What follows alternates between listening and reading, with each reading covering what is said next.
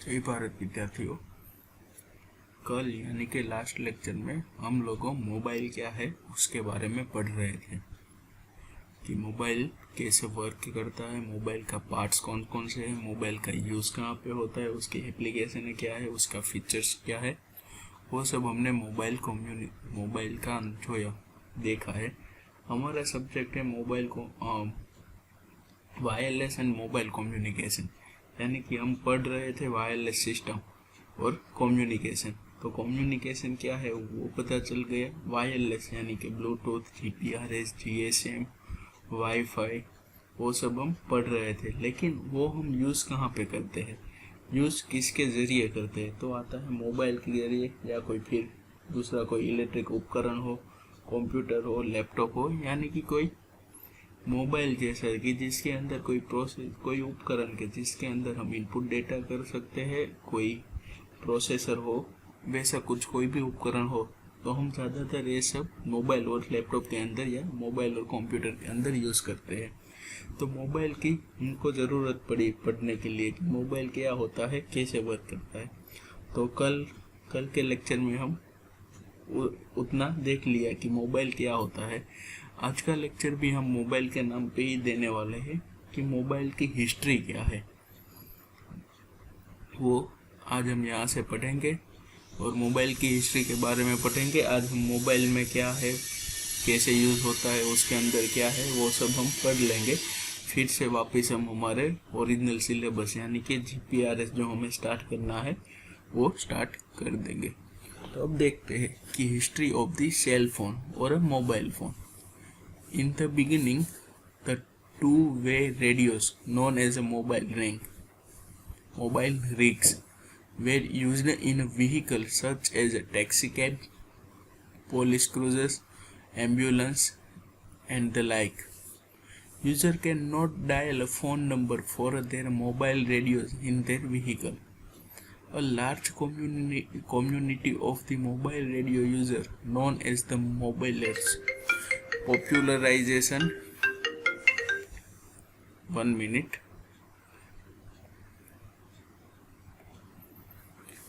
The large community of the mobile radio user known as the mobilists popularizes during the early 1940s. Motorola developed a backpack two-way radio, the walkie-talkie, and later developed as a large handheld two-way radio for the US military. This battery-powered Handicati HT was about the size of the man forearm. सबसे पहले क्या था कि जैसे आपने देखी हो कि पुरानी जो लग्जरियस कार है, पुराने जो एम्बुलेंस है, उसके अंदर एक क्या बोलते हैं उसे, रिसीवर या उस टाइप का कोई इंस्ट्रूमेंट होता है जिनसे हम वायरलेसली किसी के साथ बात कर सकते हैं। हाँ, लेकिन वो हमें कोई पर्टिकुलर जगह पे फ़ोन करने के लिए सुविधा नहीं दे रही थी। उस पर उनके ऊपर कोई नंबर जैसा नहीं आता था, वो कोई फिक्स नंबर होता है जिसके साथ कनेक्टेड रहता है, हम उसी जगह उस पर बात कर सकते थे। फिर उसके बाद आया मोटोरोला नाम की कंपनी है जो आप सभी जान रहे हैं। तो उसने सबसे पहले वॉकी टॉकी का यूज़ किया यूएस मिलिट्री के लिए। और ये हैंड वॉकी टॉकी है ना, उसकी साइज होती है हमारे फोरआर्म जितनी, फोरआर्म यानी कि हम उसे बोल सके कि हथेली जितनी होती है। तो सबसे पहले किसने डेवलप किया है, मोटोरोला कंपनी ने। देखो ये है मोबाइल का कम्युनिकेशन जो कार के अंदर पाया जाता है, वो कितना बड़ा है वो आप देख सकते हो। जो वॉकी टॉकी है ना हमारी,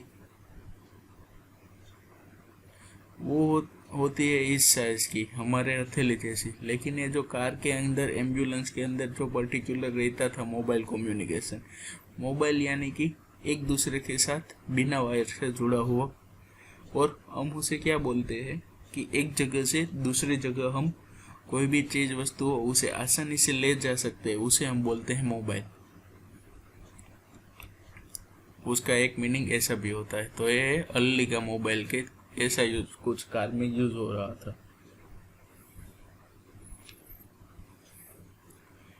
in early years, in December 1947, Rolls H. Ring and W. Ray Young, Bell Labs engineer, processed hexagon cell for a mobile phone। हमने पता है सबसे पहले बेल की जो लैब थे उसके अंदर मोबाइल का जन्म हुआ था। और कौन से थे दो वैज्ञानिक, तो रिंग और young. Cellular technology was under develop until the 1960 when Richard S. Franklin and George S. Engel of a Bell Lab developed the electronics. Radio telephony was introduced to the passenger airplanes for the air traffic security. अभी ये जो हम mobile की history पढ़ रहे हैं वो कोई भी जगह पे आपकी एग्जाम में आने वाली नहीं है। लेकिन ये क्या है कि मोबाइल कम्युनिकेशन वाला हमारा जो एक वर्ड है जिसे हम सब्जेक्ट है हमारा, उसमें मोबाइल आता है। तो मोबाइल क्या है, कैसे बाजार में आया, उसका जन्म कैसे हुआ, उसको आपको उसकी थोड़ी बहुत जानकारी रहनी चाहिए। ये कोई इसमें जो नाम लिखा है वो, इसमें जो डेट्स आती है वो कोई आपको याद रखने की ज़रूरत नहीं है, वो आपके जनरल नॉलेज के लिए है। Recognizable mobile phone with direct dialing have existed at least since the 1950। 1947 से स्टार्ट हुआ था, फिर कैसे कैसे उसमें रिवॉल्यूशन आया, प्रोसेस कहाँ तक पहुँची, वो सब इसमें लिखा है। The first fully automatic mobile phone system called MTA, mobile telephone system A, was developed by the Ericsson and commercially released in Sweden in 1956। सबसे पहले वॉकी टॉकी किसने बनाई, तो मोटोरोला। लेकिन सबसे पहले MTA यानी कि मोबाइल टेलीफोन सिस्टम A वो किसने डेवलप की थी, तो इरेक्सन कंपनी ने। और इरेक्सन कंपनी ने उसे कॉमर्शियली रिलीज भी कर दिया था 1956 में स्वीडन देश के अंदर। One of the first truly successful public commercial mobile phone network was the ARP network in Finland, launched in 1971। उसके बाद फिनलैंड में doctor Martin Cooper of the Motorola made the first US analog mobile phone call on the larger prototype model in 1973। Sweden के अंदर 1956, US के अंदर 1973 और Finland के अंदर 1971। अब उसमें अलग अलग प्रकार की जनरेशन आती है, जैसे 1G 2G 3G 4G ऐसा जनरेशन आता है। तो first generation handheld mobile phone to become commercially available to the US market was the Motorola Dynatec 8000X, which received the approval in 1983। सबसे पहला मॉडल कौन था, मोटोरोला डायनाटेक 8000X। कैसा दिखता था तो हम एक बार देख लेते हैं।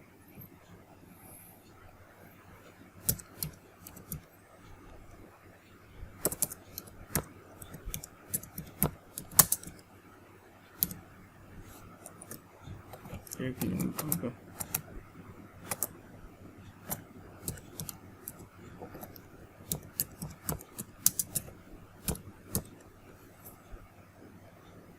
Motorola DynaTAC X।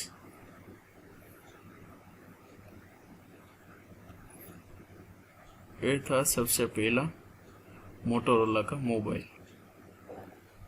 यह है मोटोरोला डायनाटेक X, जो सबसे पहले फर्स्ट जनरेशन का मोबाइल माना जाता है। और उसका अप्रूवल रिसीव कौन से साल में हुआ था, तो 1983। Mobile phone began to propagated through the 1980s with the introduction of the cellular phone based on the cellular network with multiple base station। फिर आता है second generation. The 1990s second generation यानी 2G mobile phone system such as GSM IS-136 in 1990, IS-136, TDMA, IDEN and IS-95 यानी कि CDMA began to introduce. In 1991, the first GSM network opened in the Finland. GSM CDMA जो हम use करते हैं वो फिर second generation के हमारे कम्युनिकेशन सिस्टम है, वो सबसे पहले कौन से फिनलैंड में हुआ था और कब 1991 में सेकंड जनरेशन, फर्स्ट जनरेशन 1980, फिर आता है थर्ड जनरेशन यानी कि 2G. At the beginning of the 21st century 3G mobile phone system such as a UMTS and CDMA 2001XV do have no begun to the publicly available. Live streaming of the radio and television to 3G handset is a one future direction for the industrial, with the company from the Revell and Disney recently announced the service. बाद में आती है 4G technology. तो 4G is a short from fourth generation wireless technology. It is the basically the extension in the 3G technology with more bandwidth and service offer in a 3G. The acceptation for the 4G technology is basically the high quality audio video streaming over end-to-end internet protocol. If the internet protocol IP multimedia subsystem movement achieve what is doing to do, nothing of his possibility will matter. WiMAX or mobile structural design will become progressively more transmitted and therefore the acceptance of the servile architecture by the particular network operator even more common. अब देखिए first generation से लेके fourth generation के तक जैसे जैसे evolution आया mobile की वायरलेस टेक्नोलॉजी के अंदर, अभी हम सब लोग 4G सिस्टम यूज़ कर रहे हैं. तो 4G का फुल फॉर्म क्या होता है कि फोर्थ जनरेशन वायरलेस टेक्नोलॉजी. ये सोच वो क्या है, तो वो 3G टेक्नोलॉजी का थोड़ा एक्सटेंशन है. और हमें 4G टेक्नोलॉजी हमें बेसिकली इसके लिए प्रोवाइड की है, तो हाई क्वालिटी का वीडियो ऑडियो जो है हमारा हम देख रहे हैं वो बिना रुकावट के लिए हम देख सके. यानी कि जब हम 3G यूज़ करते थे पहले, तो उसके अंदर कोई भी वीडियो यूट्यूब में या कोई भी जगह पे कोई वीडियो हम 720p 720p और 1080p में चलाते थे पिक्सल के अंदर, तो उसमें क्या होता है बफरिंग ज़्यादा होता था. लेकिन अब 4G के अंदर क्या आप स्मूथली उसे देख सकते हो. उसकी क्या है कि हम बोलते हैं कि डेटा यूज़ ज़्यादा होता है, लेकिन हमें क्या मिलता है बटर फ्री जो है वो बफरिंग नहीं होता है. तो उसका मेन बेनिफिट हमको 4G सिस्टम में यही खाना था. अब ये देख लीजिए, अब फर्स्ट जनरेशन से लेकर फोर्थ जनरेशन उसके अंदर क्या है, कैसे डेवलप हो गई.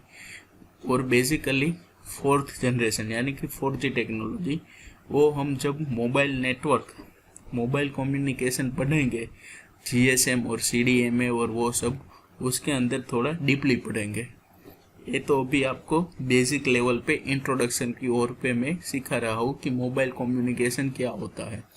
अभी तक हमारा जो भी लेक्चर है, अभी तो ये हम PPT पढ़ रहे हैं, उसके आगे वाली जो हमने पढ़ी है वायरलेस वाले, वो दोनों सब अभी बेसिक लेवल पे है. कोई उसके अंदर डीपली इंफॉर्मेशन दिया गया नहीं है. वो सिर्फ आपको सब्जेक्ट क्या है और हम सब्जेक्ट में क्या पढ़ेंगे वो बताते हैं. ठीक है.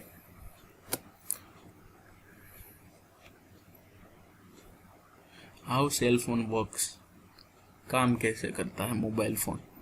A cellular phone network use the number of short-range radio transmitted receiver to communicate simultaneously with the many mobile phone. तो क्या होता है कि सेल्यूलर फोन के भीतर रेडियो वेव के ट्रांसमीटर और रिसीवर है, बहुत सारे होते हैं. वो क्या करता है कि एक साथ और एक बाय एक सभी का मोबाइल फ़ोन से कम्युनिकेट, यानी कि वो ट्रांसमिट भी कर सकता है और रिसीव भी कर सकता है. Commercial wireless network have involve over the past 20 years by developing advanced technology.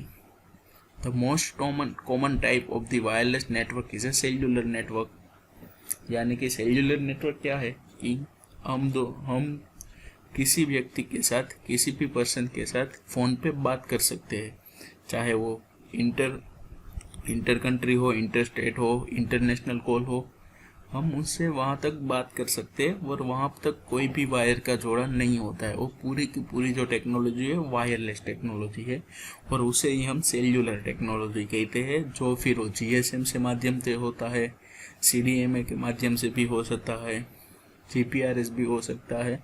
वो सब अलग अलग टेक्नोलॉजी होती है, लेकिन उसे हम बोलते हैं cellular network. Cellular technology is the leading telecommunication technology because of its high capacity and flexible disposition and a cost activity। सबसे ज़्यादा क्या है मोबाइल टेक्नोलॉजी अंदर सेल्युलर टेक्नोलॉजी है, वो लीडिंग टेलीकम्युनिकेशन टेक्नोलॉजी है। तो आपको सवाल आए कि what is the cellular technology, को आपको वो लिखने का रहेगा अटेंडेंस के लिए। फिर आते हैं wireless network carrier uses system of the area और cells serve by the radio communication. The signal footprint of the each radio antenna define the location and the size of it cell. पहले का जो mobile आता था ना, उसमें ऐसी antenna रहा करती थी। As the mobile phone moves, the call is dropped by the cell being excited and simultaneously picked up by the cell being entered. The antenna can be mounted on the freestanding tower or poles. Radio signal can be blocked by the trees, buildings, hills and valley. A consumer needs two things to use the mobile phone: a handset or a mobile communication device and a phone service plan from a wireless network carrier or a carrier provider। हमें पता है कि हमें mobile phone use करने के लिए एक तो मोबाइल चाहिए और उसके अंदर क्या चाहिए कम्युनिकेशन यूज़ करने के लिए कि डेटा चाहिए, यानी कि नेटवर्क प्लानिंग, और नेटवर्क का जो भी सर्विस प्लान है वो चाहिए। मोबाइल सिस्टम, अब देखते हैं generation of the system.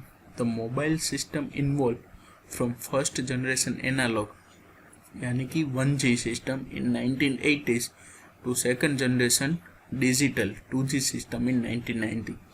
The first version of the third generation 3G multimedia standard was completed in 1999. 1G कब आया था? 1980 में, 2G 1919 में और 3G हम मान ले तो 2000 में, और 4G तो 2010 और 11 के पास इंडिया में 4G लॉन्च हुआ था। मिस कॉल, अब miss call is the deliberated termination of an outgoing telephone call by the caller. Miss call क्या है?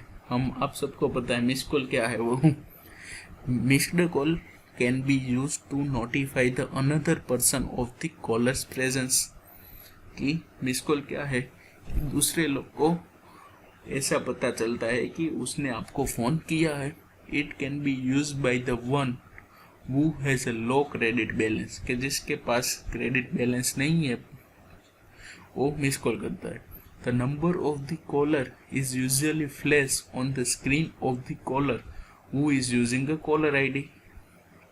Phenomenon common is developed in the countries, particularly India and Pakistan. Missed call service is a cheap way to communication.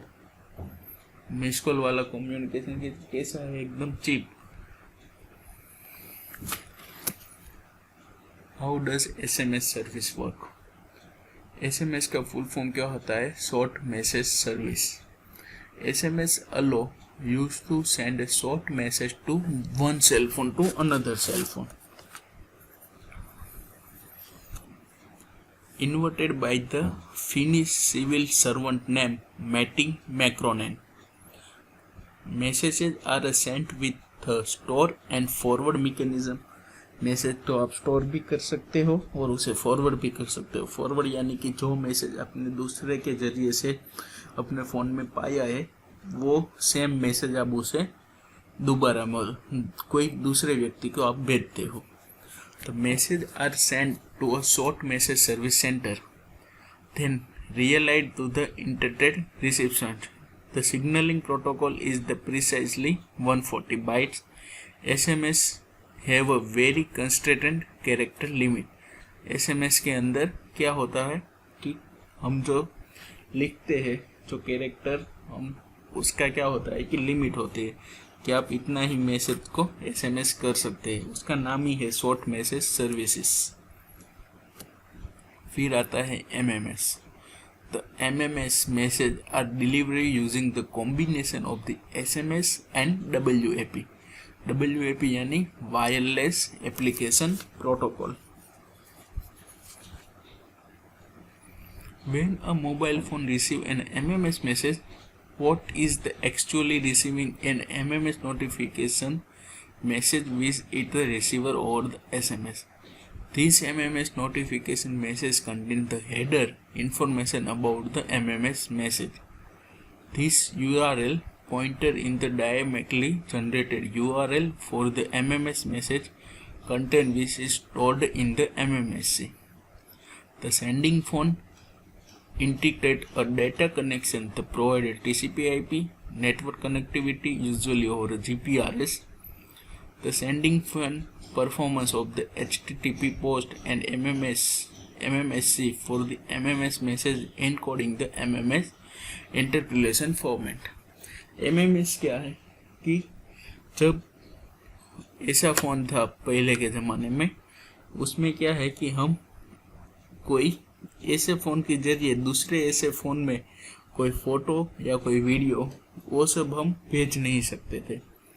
तो वो क्या होता था कि कोई एक लिंक प्रोवाइड कर देता था और हम वो लिंक को टेक्स्ट मैसेज के जरिए भेजते थे. फिर भी जो जिसे वो लिंक वाला टेक्स्ट मैसेज मिला होगा वो लिंक पे क्लिक करेगा तो फिर उसे कौन सा माध्यम है, कौन सा पिक्चर है वो दिखाएगा. वो होता है MMS. शायद वो आपकी जनरेशन के लोग ने किया भी नहीं होगा. हमारी जनरेशन में भी MMS नहीं था. हमारे ज़माने में भी वो व्हाट्सएप और वो सब स्मार्टफोन आ गए थे.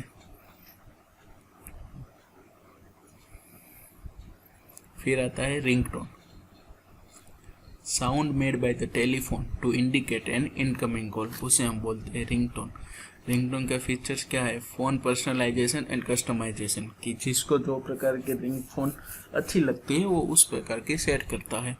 अलो user to the associate different ring tone with the individual family member and friends. क्या फैमिली के लिए भी अलग, मेंबर के लिए, पर्टिकुलर कोई पर्सन के लिए भी अलग रिंगटोन सेट कर सकते हो.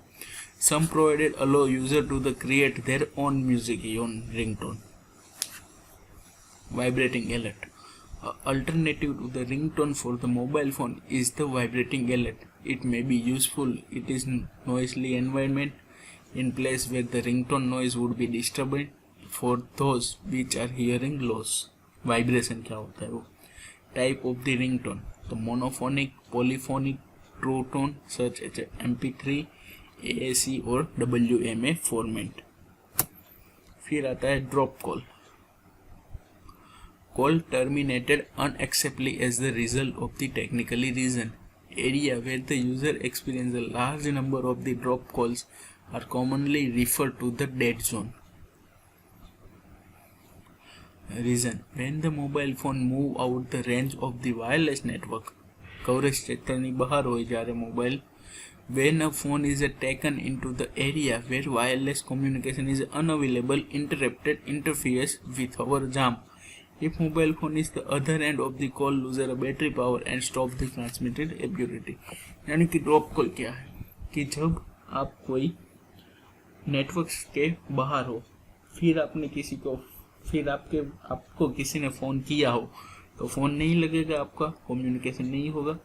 लेकिन जब आप फिर वायरलेस के अंदर आ जाओ, मीन्स के नेटवर्क के अंदर आते हो, तो आपको एक नोटिफिकेशन दी जाती है कि आपको इसने फ़ोन करने की ट्राई थी. तो वो आता है ड्रॉप कॉल. अब सेल फोन से क्या क्या इश्यू होते हैं वो देखते हैं. Mobile phone radiation and health, कि हमारे मोबाइल फ़ोन से जो रेडिएशन होती है वो हमारी हेल्थ पे बुरी असर छोड़ती है. because the mobile phone use the electromagnetic radiation in the microwave range. Health hazard for the handset. The part of the radio wave emitted by the mobile telephone handset is absorbed by the human head. हमारा जो head है, हमारा जो मगज है, वो ये radio wave capture कर लेते हैं. The rate at which radiation is absorbed by the human body measured by the specific absorption rate (SAR) and the maximum level for the modern handset have been set governmental regulatory agencies. ये SAR जो है वो अब government के regulation के हिसाब से set की जाती है. उसके वाइब्रेशन क्या क्या असर होता है? थर्मल इफेक्ट, तो हीटिंग होता है. Most of the heating effect will be occur of the surface of the head. Some parts of the human head are more sensitive to damage for the increase in the temperature. Blood-brain barrier effect. Swedish researchers have studied the effect of the microwave radiation on the rat brain, यानी कि चूहे के दिमाग पे उसने mobile का radiation का परीक्षण किया था. They found the leakage of the albumin into brain via the permeated the blood brain barrier. यानी कि जो हमारे मस्तिष्क, हमारे मगज तक जो ब्लड का बैरियर, ब्लड जो आता है उसमें कोई बैरियर डालता है. Effect on the sleep. A study showed that the mobile phone signal affected the sleep pattern and possibility delay the sleep onset during exposure. कि मोबाइल से क्या होता है, अब जब भी हम सोते हैं और मोबाइल आसपास रहता है तो जो हमारे स्लीप की पैटर्न बनती है सोने की, उसमें वो डिस्टर्बिंग करता है. Electrical sensitivity effect.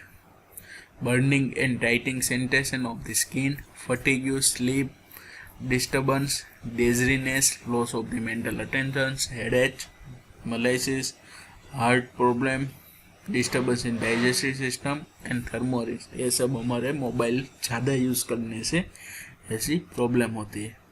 Health hazards. तो radiation is emitted by the base station, headache, sleep dispersion and loss of the memory.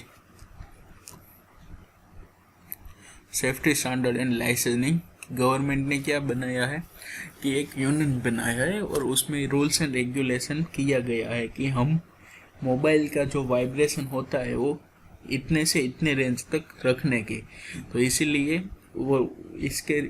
रखने के लिए फिर उसने एक कमिटी बनाई. उसमें मोर देन 80 कंट्री इन्वॉल्व है और वो कमिटी क्या करती है कि मोबाइल कंपनी के प्रोडक्शन पर ध्यान रखती है कि कोई भी उसका जो माइक्रोवेव का उसकी जो भी वेव रेंज है वो लिमिट की गई रेंज से बाहर ना हो सके, वरना उनसे क्या होता है वो तो हमें पता ही है कि हेडेक और वो सब हमारे दिमाग पर भी बुरा असर छोड़ जाती है. Law suit. In USA a small number of the personal injury lawsuit have been filed by the individual against a cell phone manufacturer. Mobile computing. Mobile computing is the generic term describe one ability to use technology untreated feasibility by the device which provide mobile computer functionally. Cell phone supporting computer functionally. Okay, अब mobile के through computer के भी काम कर सकते हैं. Personal digital assistants जैसे कि हमारा गूगल है, एलेक्सा है, सीरी है, smartphone. Technical and other limitation of the mobile computing. Limited usability of mobile, network connectivity, battery, वो सब होता है मोबाइल सपोर्टिंग कंप्यूटर फंक्शनलिटी. अब आता है बात करने की वायरस. फ़ोन के अंदर वायरस क्या काम करता है. The first known cell phone virus appeared in 2004 is infected only the small number of the Bluetooth enable phone. Most common virus क्या है? Cabir A, Skulls A, CommWarrior A, Locknut B, Fontal A. और damage zone क्या है? Sit in the phone and try to spread itself, might access or delete or contact information and calendar address in a phone, send the infected MMS message to every number on the phone book and MMS messages, delete or lock up the certain phone application. Mobile का virus जो है ऐसा damage करता था जो पहले आया था वो. वो वायरस कैसे स्प्रेड होता है, तो इंटरनेट डाउनलोड से, ब्लूटूथ के माध्यम से और मल्टीमीडिया मैसेजिंग सर्विस के MMS के थ्रू। तो हमें उसे प्रोटेक्ट करने के लिए क्या करना पड़ता है कि ब्लूटूथ बंद रखना है, check security update to learn about the fine name you to could sip in I out.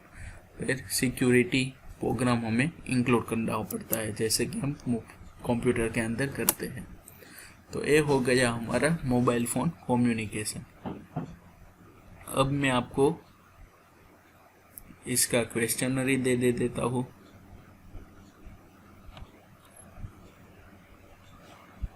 तो हमने देखा था what is the mobile tech communication, उसके जगह पे हम ले लेते हैं सेल्यूलर